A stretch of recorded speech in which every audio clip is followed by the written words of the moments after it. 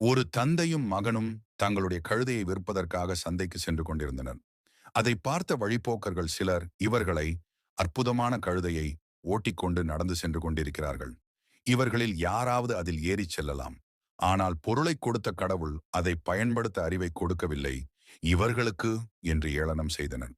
இதனால் வெட்கப்பட்டு போன தந்தையும் மகனும் ஒரு முடிவு செய்து, வயதில் சிறியவனான மகன் கழுதையின் மேல் உட்கார்ந்து கொண்டு தந்தை நடந்தவாறே இருவருமாக போனார்கள்.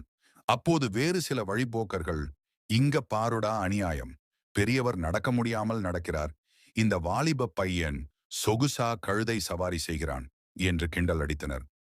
இதை கேட்டு இவர்கள் கூறுவதில் நியாயம் இருப்பதாக உணர்ந்த பையன் தந்தையை கழுதையில் உட்கார வைத்து இருவரும் புறப்பட்டனர். இன்னும் சற்று தூரம் சென்ற பின் ஒரு வழிப்போக்கன் இவர்களை பார்த்து, களி முற்றிவிட்டது, இங்க பாரு, நல்லா சுக்குமாந்தடி போல் இருக்கிற பெரியவர் ஒரு நோஞ்சான் பையனை நடக்க விட்டு தான் மட்டும் சொகுசாக கழுதை மேல் ஏறி போகிறார் என்றான். வழக்கம் போல இதை கேட்ட தந்தை மகன் இருவரும் கழுதை மேல் ஏறி கொண்டனர். இனி இந்த உலகம் தங்களை பார்த்து கேலி பேசாது என்று தந்தை கூறினார்.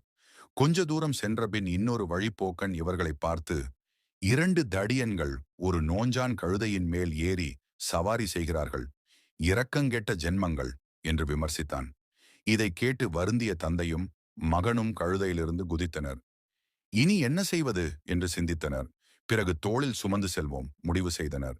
அவ்வாறு கழுதையை தோளில் சுமந்து செல்கையில் வழியில் இப்போவும் சிலர் பேர் சொல்றாங்க, இந்த கழுதையே பொதி சுமக்கதான், என்ன இந்த முட்டாள் பசங்க கழுதை சமந்து போங்க சொல்லிக் கொண்டு சொன்னார்.